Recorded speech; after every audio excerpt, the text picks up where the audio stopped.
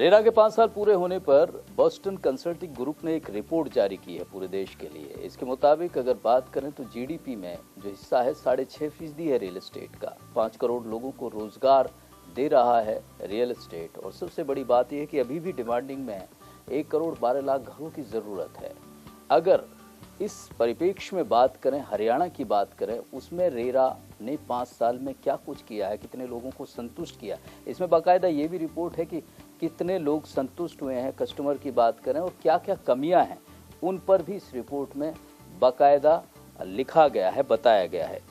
RERA Haryana के chairman doctor के खंडेलवाल हमारे साथ बातचीत के लिए मौजूद है। जिस तरह से ये बॉस्टन कंसल्टिंग ग्रुप की रिपोर्ट आई है, अगर हरियाणा के परिप्रेक्ष्य में देखें तो क्या कुछ स्थिति है, कितने लोगों को संतुष्टि मिली है, और इसके अलावा कितनी जो कंप्लेंट हैं उनको निपटारा किया गया है।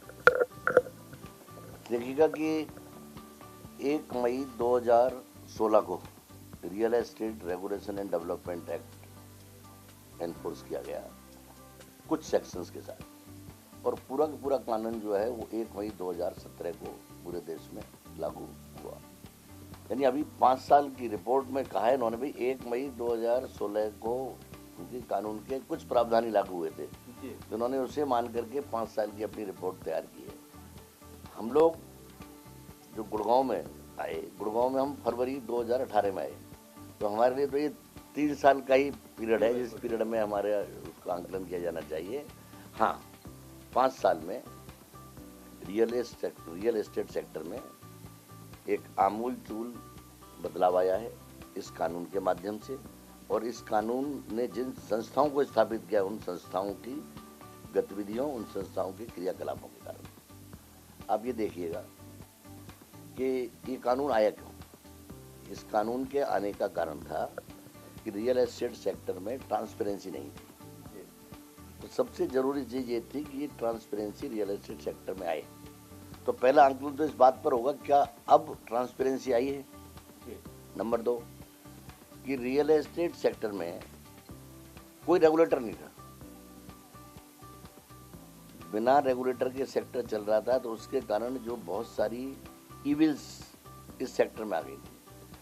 उसका परिणाम क्या हुआ, परिणाम नहीं दुष्परिणाम, उसका दुष्परिणाम ये हुआ कि जो बायर था उसका भरोसा रियल एस्टेट में घट गया, तो उससे रियल एस्टेट सेक्टर की ग्रोथ जो है वो गिरने लगी।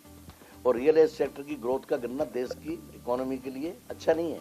जैसा कि आपने फरमाया कि 6.5% देश की जो जीडीपी जो है उसमें रियल एस्टेट का कंट्रीब्यूशन है, और 2025 तक ये 13 से 15% हो सकता है, यानी बढ़ने की भी इसमें बहुत गुंजाइश है। और जैसा कि आप कहते हो कि 5 करोड़ लोग आज 50 मिलियन पीपल इसमें एम्प्लॉयड हैं, 50 मिलियन पीपल की जगह ये संख्या बढ़ करके पहुँच सकती है जाकर के 100 मिलियन, 10 करोड़ पहुँच सकती है। डिमांड है घरों की लगातार बनी रहेगी, क्योंकि एक सपना जो हर आदमी का होता है, चाहे वो लो इनकम ग्रुप का हो, मध्यम वर्गीय हो, उच्च इनकम ग्रुप का हो, कोई भी हो, उसका होता है कि उसके अपने सपनों का घर हो। तो घर की जो है ना डिमांड हमेशा बनी रहेगी। और सबसे अच्छी चीज़ जो मैं कहूँगा, आपने जो कहा ना कि रेरा से क्या अंतर पड़ा है जो हरियाणा के संदर्भ में, सबसे पहली चीज़ जो बहुत सारे प्रोजेक्ट बंद हो गए थे, लोगों का पैसा फंस गया था, लोगों के पास कोई इस तरीके की जानकारी नहीं थी कि ये प्रोजेक्ट दोबारा शुरू होगा कि नहीं होगा, होगा तो कब होगा, पूरा होगा या नहीं होगा, पूरा नहीं होगा तो उनके पैसे का क्या होगा। तो रेरा के आने के बाद उनको उनके ये जो अनुत्तरित जो प्रश्न थे ना, उनका जवाब मिला है। और रेरा ने पारदर्शिता कैसे लाई है कि अब जो पुराने प्रोजेक्ट हों, जो पूरे नहीं हुए हैं, या नए प्रोजेक्ट हों, उन सब का रजिस्ट्रेशन अनिवार्य है।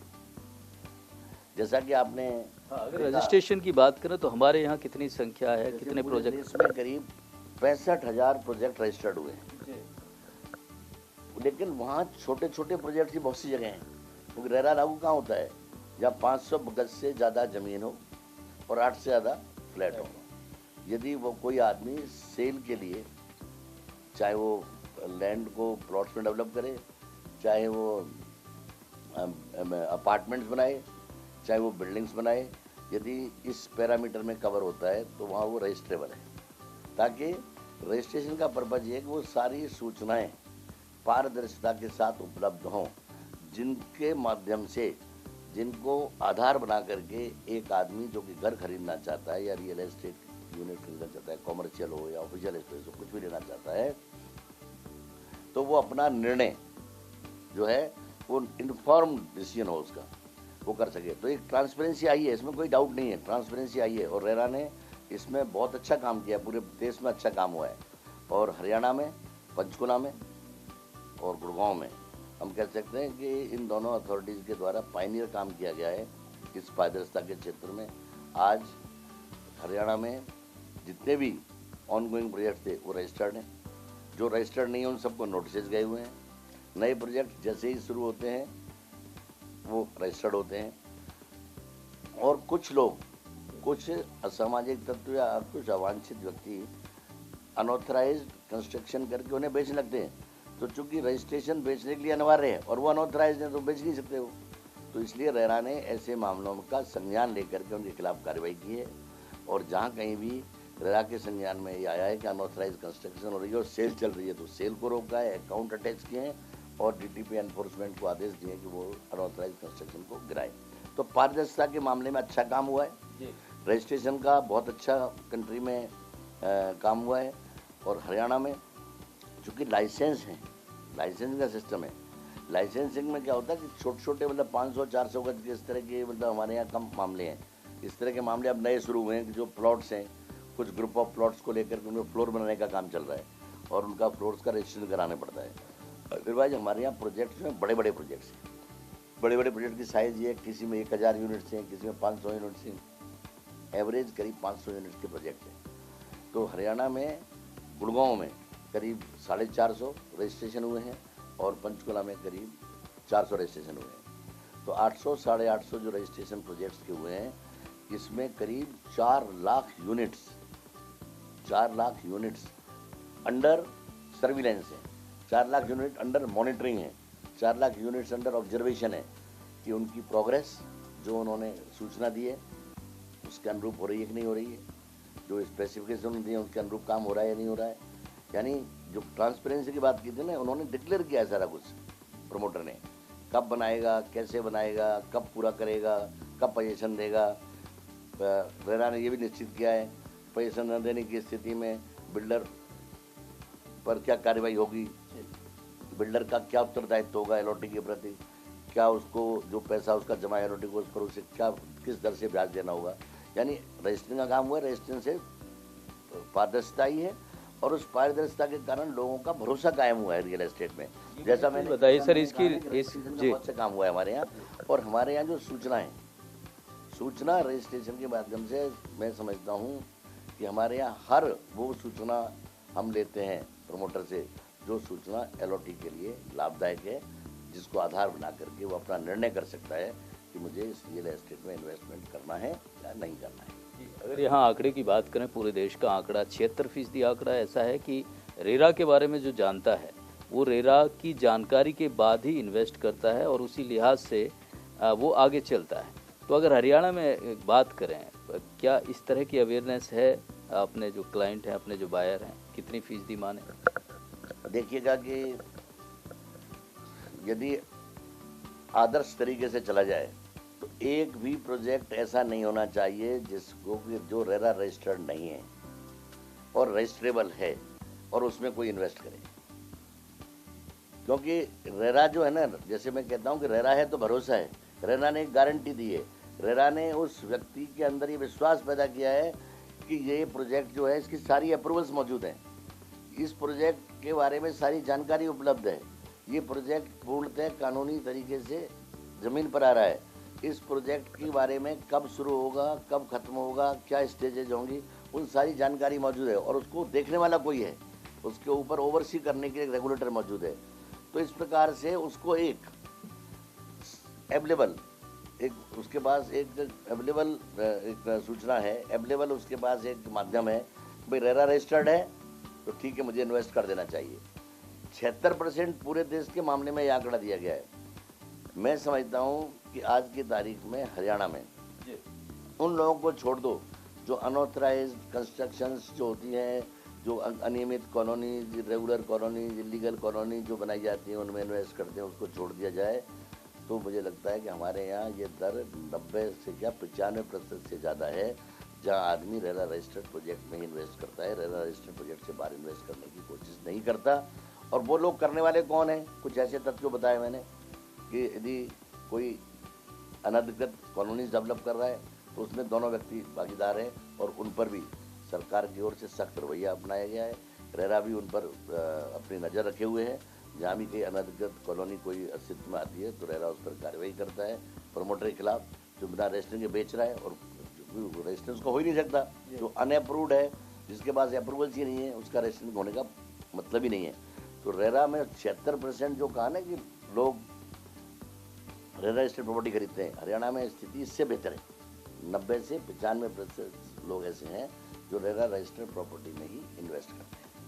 एक और रिपोर्ट के मुताबिक ये बात कही गई कि रेरा की जो वेबसाइट है वो इतनी सेटिस्फैक्ट्री नहीं है। ये बिल्डर की भी शिकायत है, डेवलपर की भी शिकायत है और इसके अलावा कंज्यूमर की भी शिकायत है। तो क्या हरियाणा की स्थिति की बात करें, आपकी वेबसाइट की बात करें, पूरी तरह से जो सूचना है वो सही तरीके से पहुंच जाती? देखिए, ये बात ठीक है। जब ये कानून आया था 1 मई 2016 को तो कुछ सेक्शंस इसके लागू किए गए थे। क्यों?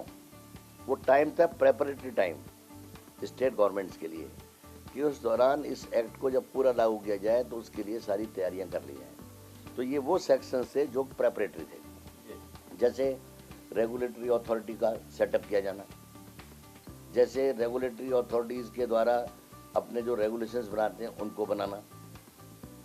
3 महीने का टाइम दिया गया, 6 महीने का सरकार को टाइम दिया गया रूल्स बनाने के लिए।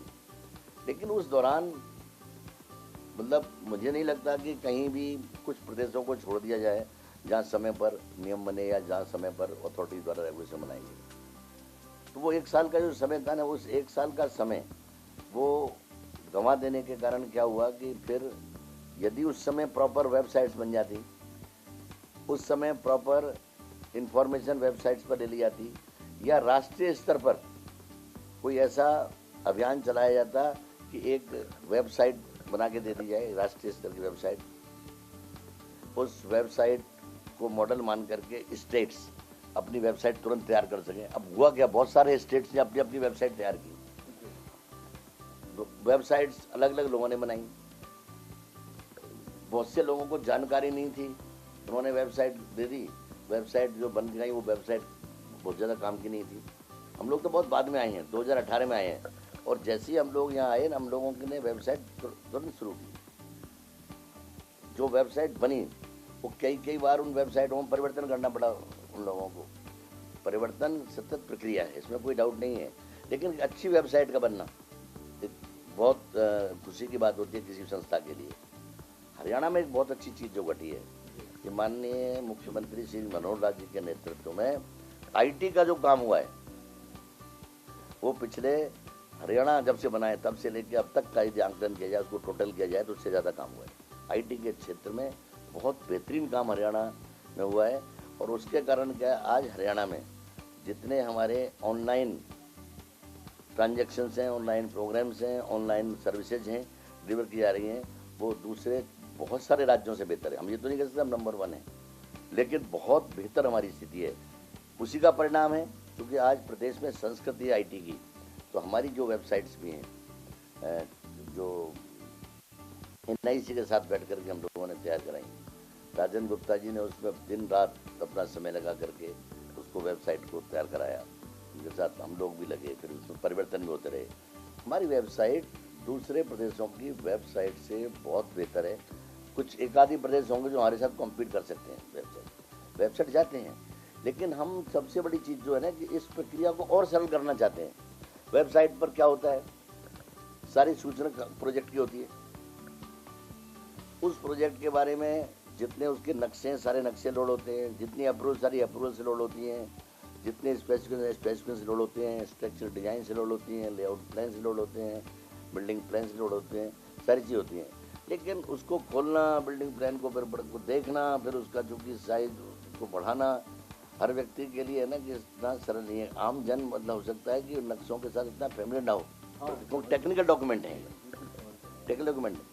हम लोगों ने प्रयास ये किया उस टेक्निकल डॉक्यूमेंट में से जो सूचना एलओटी के काम की है उसको हम डिटेल्ड प्रोजेक्ट इन्फॉर्मेशन के नाम पर सेपरेटली मांगते हैं। जी, ये बड़ी चीज़ बताई आपने कि जिस तरह से एक और आंकड़ा है इनका रिपोर्ट में कि जो पायदान पे अगर ट्रांसपेरेंसी की, हालांकि पहले भी आपने बात की, 41 पायदान पे था ट्रांसपेरेंसी में, अब 34 पे इस प्रोजेक्ट, इस रिपोर्ट के मुताबिक। तो अगर हरियाणा के विषय में बात करें, रेरा कितनी ट्रांसपेरेंसी ला पाया है सिस्टम में? देखिए क्या कि जो रियल एस्टेट का जो ट्रांसपेरेंसी इंडेक्स या रैंकिंग की जो आपने बात की है और जिसमें जो बढ़ोतरी हुई है, यस, रेरा का इसमें बहुत बड़ा योगदान है, सरकारों का भी योगदान है। हमारे जो मुख्यमंत्री हैं पारदर्शिता के बड़े वो हैं, फेवर करने वाले हमारे मुख्यमंत्री जो हैं, मतलब कि उनका ये है कि भाई ज़्यादा से ज़्यादा सर्विस डिलीवरी जो हो ना ऑनलाइन हो। वो तो कहते हैं ट्रांसफर भी ऑनलाइन हो, वो तो कहते हैं कि भाई जो भी सर्विस देनी है ऑनलाइन दो, जो भी आपने कुछ लेना है मतलब जो तो 100% पेमेंट्स कहते हैं ऑनलाइन हो। और हरियाणा में ऐसा हुआ है। हुडा जहाँ की शुरुआत में बड़ी भारी रिलक्टेंस थी कि साहब कैसे कॉमन आदमी कैसे ऑनलाइन पड़ेगा, उसे मालूम नहीं कैसे पड़ेगा, सब करने लग गए।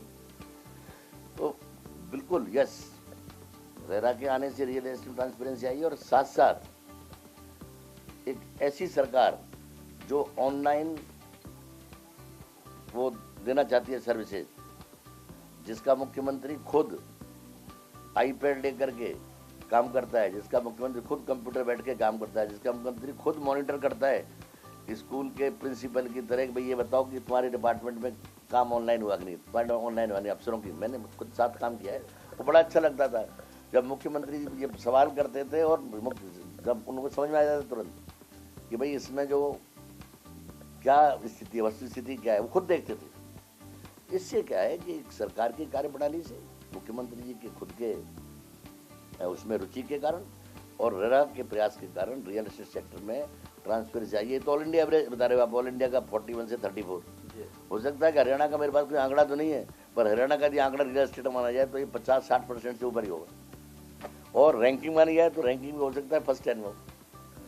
ये निश्चित रूप से आप बधाई के पात्र हैं। जिस तरह से बात करें, ये जो रिपोर्ट आई है बोस्टन कंसल्टिंग ग्रुप की, उसके मुताबिक रियल एस्टेट में रेरा के आने के बाद भरोसा तो बढ़ा ही है, और इसके अलावा जो इसके जो आगे जो परिणाम है, चाहे वो या रिपोर्ट के मुताबिक सर जो एजेंट है, रियल एस्टेट एजेंट है, वो भी 51,000 के करीब इस रिपोर्ट के मुताबिक पूरे देश में रजिस्ट्रेशन हुआ है। अगर हरियाणा की बात करें, वो क्या स्थिति है? तो रियल एस्टेट एजेंट की संख्या हरियाणा में अप्रत्याशित रूप में बहुत ज़्यादा है। 1500 एजेंट तो गुड़गांव में रजिस्टर्ड है, करीब 900 एजेंट पंचकुला में रजिस्टर्ड है। तो इस तरह से 2400 के करीब एजेंट एक छोटे से प्रदेश में रजिस्टर्ड हैं, और कम से कम नहीं तो 4 या 5,000, हो सकता है नंबर ज़्यादा हो, गुड़गांव में ऐसे लोग और हों जो रियल एस्टेट एजेंट का काम तो करते हैं लेकिन रजिस्टर्ड नहीं है।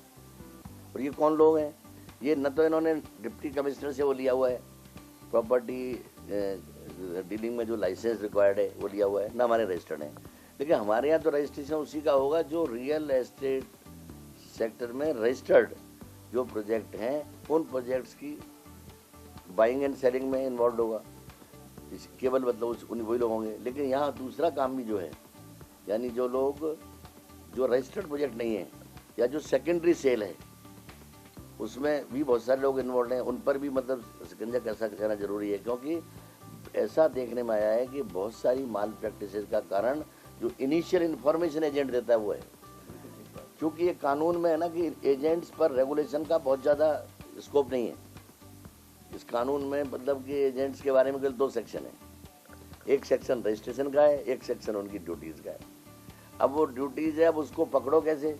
वो वहाँ रियल एस्टेट एजेंट बुकिंग कर रहा है, जो प्रोजेक्ट रजिस्टर्ड नहीं हुआ और बुकिंग कर रहा है, तो आप उसे कैसे पकड़ोगे? क्या आपका जरिया है?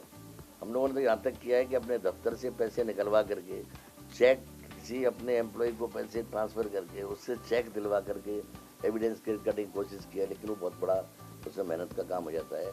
हाँ, रियल एस्टेट एजेंट को ट्रेन करने की ज़रूरत है, उनको अवेयर करने की ज़रूरत है और कानून में थोड़ी और सख्ती लाने की ज़रूरत है, ताकि एजेंट की वायदा खिलाफी के कारण, एजेंट के द्वारा लुभावनी बात बताने के कारण जो कि सच नहीं है, उसमें हम तो उसका रजिस्ट्रेशन कैंसिल कर सकते हैं ना। अनफेयर ट्रेड प्रैक्टिस होगी, कोई शिकायत करेगा तब। शिकायत कब आती है? जब 3-4 साल 5 साल हो चुके होते हैं, मालूम पड़ता है कि एजेंट ने तो ये कहा था, प्रमोटर क्या, मुझे नहीं मालूम किसने कहा था, मेरे पास तो आपका ये डॉक्यूमेंट है, ये भी है। तो कारण क्या कि बहुत सारी चीज़ें वो ऐसे वायदे कर देते हैं, बहुत सारी चीज़ें ऐसी बताते होते हैं जो तथ्यात्मक तौर पर सही नहीं होती। तो एजेंट्स के लिए या तो हम रेगुलेशन बनाएं, अभी हमने वो प्रयास नहीं किया है रेगुलेशन, एजेंट का कोड ऑफ कंडक्ट हम बनाना चाहते थे। एजेंट्स के रजिस्ट्रेशन के लिए हम चाहते थे कि उनकी बेसिक मिनिमम ट्रेनिंग हो, एक कहीं से वो कोई सर्टिफिकेट जरूर करें, चाहे 7 दिन का ही कोर्स करें, ताकि वो बेसिक चीज़ें उनको जानकारी होनी चाहिए कि उन्हें क्या करना है क्या नहीं करना। दूसरे कंट्रीज में जहाँ भी कहीं एजेंट्स को लाइसेंस दिए जाते हैं या उनका रजिस्ट्रेशन होता है, उनको कुछ बेसिक मिनिमम उनकी क्वालिफिकेशन प्रेस्क्राइब्ड है। हमारे यहाँ कोई क्वालिफिकेशन प्रेस्क्राइब नहीं, कोई भी आदमी एजेंट का काम कर सकता है। तो उस लिहाज से हम इस चीज़ पर थोड़े से हमें वो है कि एजेंट्स पर जो सही काम कर रहे हैं उनको प्रोत्साहित करें, और जो एजेंट गलत कर रहे हैं उन एजेंट के खिलाफ कार्रवाई हो, और कार्रवाई के लिए हमारे पास समुचित शक्तियाँ हो। अभी हमारे पास क्या है, discovery and production of document की पावर्स तो हैं, सर्च एंड सीजर की नहीं है। और ये डॉक्यूमेंट जब तक नहीं पकड़े जाएंगे, जब तक आप उनको वहाँ जा करके जहाँ वो बुकिंग कर रहा है, सेल कर रहा है, अनऑथराइज्ड, छापा नहीं लगाओगे। 1-2 मामलों हमने जा करके वहाँ से बुक्स उनकी पकड़ी है जहाँ उन्होंने बुकिंग की हुई है उस प्रोजेक्ट की, जो प्रोजेक्ट रजिस्टर्ड नहीं है, पेनलाइज भी किया है। लेकिन ये एक ही तो मामले में कर सकते हो कि आपके पास कोई ऐसी वो नहीं है, वो तो आप चूँकि वहाँ गए और आपने उससे कहा और आपने उसको उठा लिए, उसको लगा कि भाई रेरा से आए और इनको ये, तो सर्च एंड सीजर की पावर जो है ना, इस तरह के मामलों में ज़रूर होनी चाहिए, ताकि जहाँ लोग इनकी धोखाधड़ी का शिकार नहीं बने। और पैसे की धोखाधड़ी उस गरीब आदमी की जो हार्ड अर्न मनी जो उसको वो चीट कर सकता है या कर रहा है, उसके लिए इस प्रकार की ताकत होना निहायत ज़रूरी है। चाहे वो हम सरकार से रूल्स के माध्यम से उस पावर को कन्फर कराएं, या हम रेगुलेशंस के माध्यम से कोई तरीका निकालें, ताकि हम इस प्रकार की माल प्रैक्टिसेस को, जो कि गुड़गांव में काफ़ी हैं, गुड़गांव में बढ़ के कई प्रमोटर्स इन मामलों में इन्वॉल्व हैं, उन प्रमोटर्स के खिलाफ भी कार्रवाई करना यूँ मुश्किल हो जाता है कि हमें प्रॉपर एविडेंस नहीं मिल पाती। और ये ब्रोकर साथ देते हैं, ब्रोकर्स उन्होंने 40-40 ब्रोकर बैठाए हुए हैं, गैलरीज बनाई हुई हैं, और वो वहाँ धंधा चल रहा है। जैसे ही हमारे आदमी पहुँचते हैं वहाँ से सारा कुछ गायब, बंद है, बोला यहाँ तो कुछ नहीं हो रहा है जी। हम जब बुकिंग करा के कहते हैं मालूम नहीं किसने बुकिंग कर ली है, तो हम जानते नहीं। कारण क्या है कि इस मामले में कानून में अभी और प्रावधान किए जाने की या प्रक्रिया को और डिफाइन करने की ज़रूरत है। हम यही एग्जामिन कर रहे हैं, क्या रेगुलेशंस के माध्यम से या सरकार से रिक्वेस्ट करके रूल्स के माध्यम से हम वो पावर कन्फर कर सकते हैं अपने आप पर, जिससे कि हम इस प्रकार की माल प्रैक्टिसों को रोकने के लिए उन पर सख्त कार्रवाई कर सकते हैं। डॉक्टर के खंडेलवाल का दावा है कि जिस तरह की रिपोर्ट बॉस्टन कंसल्टिंग ग्रुप की है, अगर हरियाणा के संदर्भ में देखा जाए तो कहीं बेहतर नतीजे हैं।